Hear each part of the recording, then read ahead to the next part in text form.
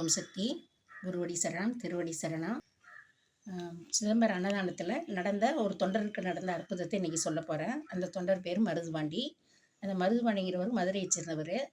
அவருக்கு வந்து சொந்த வீடு கிடையாது, வாடகை வீட்டில் தான் குடியிருந்தாங்க.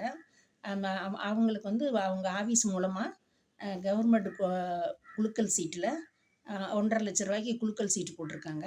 குலுக்கல் சீட்டு போட்டு அந்த சீட்டில் அவங்களுக்கு வந்து 10,00,000 ரூபா வீடு விழுந்துட்டதுனால அவங்க என்ன பண்ணாங்க, குடும்பத்தோடு அந்த வீட்டில் புது வீட்டில் போய் குடியேறி அங்கே அந்த வீட்டுக்கு குடி போயிட்டாங்க.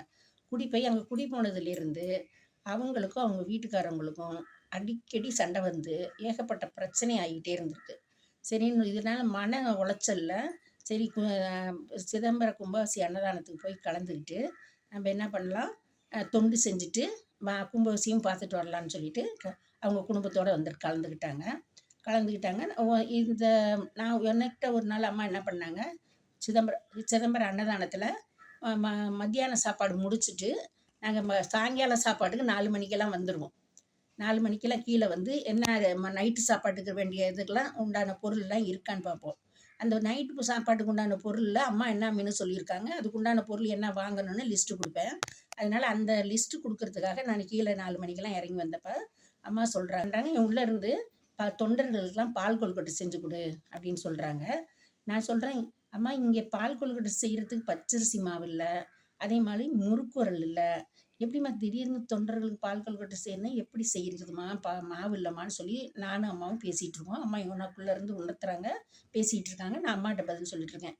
இந்த நிகழ்ச்சி வந்து எனக்கும் அம்மாவுக்கு மட்டும்தான் தெரியும். அம்மா மாவு இல்லைம்மா, அதனால் எப்படிம்மா செய்கிறதுன்னு கேட்டுட்டு அதை விட்டுட்டு நான் அந்த அன்னைக்கு சாப்பாடு முடிச்சுட்டு நைட் சாப்பாடு முடிஞ்சிட்டு நம்ம அங்கே எல்லாரும் படுக்க போயிட்டோம். இப்போ மருதுவோட வீட்டுக்காரங்க மனைவி கனவுல போய் அம்மா சொல்லியிருக்காங்க அன்னைக்கு நைட்டு, இந்த மாதிரி உன் வீட்டில் அடிக்கடி சண்டை நடந்துகிட்டே இருக்குதுல்ல புது வீட்டுக்கு வந்ததுலேருந்து, அந்த அந்த அந்த வீட்டோட உனக்கு என்ன பண்ண, அந்த வீட்டிலேருந்து 2 உயிரில் ஏதோ ஒரு உயிர் போகணுன்னு இருக்கு.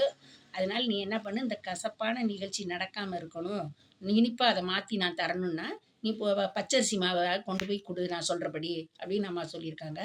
இந்த பொண்ணு என்ன பண்ணியிருக்குது, அம்மா சொல்லி சொன்னோன்னே இந்த பொண்ணு பயந்து போய் அவங்க வீட்டுக்கார்ட்டே சொல்லியிருக்குது. சொல்லி நைட்டே சொல்லி போய் பார்த்துருக்காங்க. பக்கத்து கடையில் 1 கிலோ மாவு தான் இருந்திருக்கு, பச்சரிசி மாவு. அதனால் அந்த 1 கிலோ வாங்கி கொண்டாந்து இந்த பொண்ணு கொண்டாந்து வச்சுருக்கு. நான் 4 மணிக்கெல்லாம் சாப்பாடு செய்கிறதுக்கு வந்து பார்க்குறேன், ஒரு கவரில் மாவு இருந்தது. இது என்னம்மா மாவு, யாரும்மா வச்சது அப்படின்னு நான் கேட்குறேன். அந்த பொண்ணு சொல்லுது, நான் தான்மா வச்சேன் அப்படின்னு சொல்லுது. எதுக்குமா அந்த மாவுன்னு, இல்லை அம்மா கொடுக்க சொன்னாங்க, என் கனவுல வந்து பச்சரிசி மாவு கொடுன்னு சொன்னாங்க, அதனால அந்த பச்சரிசி மாவு வாங்கிட்டு வந்துருக்கேன், வாங்கிட்டு வந்து வச்சுருக்கேன் அப்படின்னு சொல்லுது.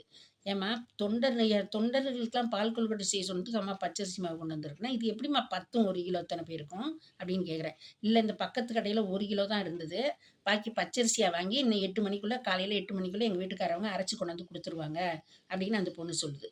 சரி அப்போ அம்மா சொல்லிட்டாங்கன்னா, நம்ம மாவு இல்லைன்னு சொன்னால் அம்மா மாவையும் ரெடி பண்ணி கொடுத்துட்டாங்க. அப்போ நம்ம என்ன பண்ணணும், அம்மா பால் கொழுக்கட்டை உறுதியாக செஞ்சு கொடுக்க சொல்கிறாங்கிறத மாற்றம் இல்லைன்னு தெரிஞ்சுக்கிட்டு நான் அந்த பொண்ணு மாவு கொண்டாந்து கொடுத்தேன்னு அன்றைக்கி மாலையில் நான் தொண்டர்களுக்கு அத்தனை பேருக்கும் பால் கொழுக்கட்டை செஞ்சு கொடுத்து எல்லாருக்கும் அம்மாவை படைச்சி சாப்பிட்டாங்க. எல்லாருமே சூப்பராக இருக்குன்னு ரொம்ப வியந்து அந்த டேஸ்ட்டை பாராட்டிக்கிட்டே இருந்தாங்க. அப்புறம் இது முடிஞ்சோடனே நாங்கள் நைட் சாப்பாடு சாப்பிட்டு போய் படுத்துட்டோம். என்னென்னா, அம்மா தொண்டர்களுக்கு வந்து தொண்டு செய்ய வந்துட்டா அவங்களுடைய செல்ல பிள்ளைங்களாட்டம் தாங்குவாங்க. அதே மாதிரி இந்த தொண்டர்களுக்கு எப்படி என்னென்ன செய்யணும், அவங்க களைச்சி போயிடக்கூடாது, அவங்க சோர்ந்து போயிடக்கூடாதுன்னு பார்த்து ஒவ்வொன்றையும் செய்வாங்க.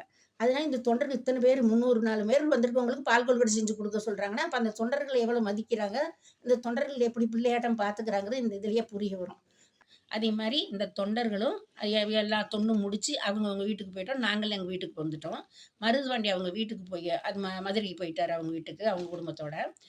அங்கே அவங்க வீட்டுக்கு போய் முடித்த கொஞ்சம் நாளைக்கெல்லாம் நான் போய் அவர் தலைமாட்டில் நிற்கிறேன்னா, நம்ம குரம்மா வந்து பக்கத்தில் நிற்கிறாங்களாம். நான் போய் முடித்த உடனே பக்கத்தில் குரம்மா வந்து நிற்கிறாங்களாம். இன்னொன்று சொல்கிறாங்களாம், இந்த மாற்ற முடியாத ஒரு நிகழ்ச்சியை இது நடந்தே தீர வேண்டியது. உன் வீட்டு நடுவில் ஓடின அந்த முனி ஓட்டம் உங்கள் உயிரில் ஏதோ 1 2 உயிரில் ஒன்றை குடிக்கணும்னு வந்தது. நான் என்ன பண்ணேன், அந்த வீட்டுக்கு நடுவில் வந்த முனி ஓட்டத்தை அதை அப்படியே நான் மாற்றி உன் எல்லையை தாண்டி போட்டுட்டேன். இது எதுக்கு செஞ்சேன்னா, நான் நீ இந்த கிராம அன்னதானத்தில் வந்து சிதம்பரம் தொண்டில் கலந்துக்கிட்டு செஞ்சில்ல, அதனால் உன் உயிரையும் காப்பாற்றி உன் வீட்டு முனி ஓட்டத்தையும் உன் எல்லையை தாண்டி மாற்றி அதை ஓட்டத்தை மாற்றி விட்டுட்டேன். அதனால் இனிமே இந்த இதனால உனக்கு எந்த பாதிப்பும் வராது அப்படின்னு அம்மா சொல்லியிருக்காங்க. அதனால இந்த தொண்டர்கள் எல்லாருக்கும் அம்மா வந்து எவ்வளோ முக்கியத்துவம் குடுக்குறாங்க, எப்படி காப்பாத்துறாங்க. அதேமாரி இந்த தொண்டர்கள ஒவ்வொரு வாட்டியும் அவங்க ஒரு அப்படியே ஒரு சின்ன குழந்தைங்கள தாக்குன மாரி பார்த்துப்பாங்க. அந்த தொண்டுக்குன்னு வந்துட்டா, இது நம்ம நெனைக்கிறோம் தொண்டுக்கு வந்துட்டோம். அப்படி நம்பளோ வேலையா செஞ்சுகிட்டு இருக்கோம். நம்ம குடும்ப வேலையா செய்றோம்லாம் நெனைக்காதீங்க. குரம்மாவோட கருணை இருக்கிறதுனால தான் அந்த தொண்டுக்கு வர முடியுது. இந்த தெய்வ அனுபவம் கிடைக்கிறதுக்கு தான் நம்மள எல்லாம் தொண்டுக்கு கூப்பிடுறாங்க. இந்த தொண்டு மூலம் உலகத்துக்கு அவ்வளோ அமைதியையும், உலக அழிவையும் தடுக்கிறதுக்கு இந்த சிதம்பரம் அன்னதானத்தில இந்த தொண்டருக்கு நடந்த நிகழ்ச்சியே இது வந்து உறுதிப்படுத்தும். இது மூலம் நீங்க எல்லாருமே குரம்மாவோட கருணைய புரிஞ்சுகிட்டு, அவங்க பக்திக்கு அவங்க சொல்ற வழியில நீங்க முற்பட்டீங்கன்னா, அவங்க எந்த ஒரு உயிர் போற கண்டமா இருந்தாலும் மாத்தக்கூடிய சக்தி அவங்களுக்கு இருக்குங்கிற வல்லமைய புரிஞ்சுகிட்டு, அனைவரும் இந்த மாரி இந்த தொண்டின் முக்கியத்துவம் உணர்ந்து செயல்படுமாறு கேட்டுக்கிறேன். ஓம் சக்தி.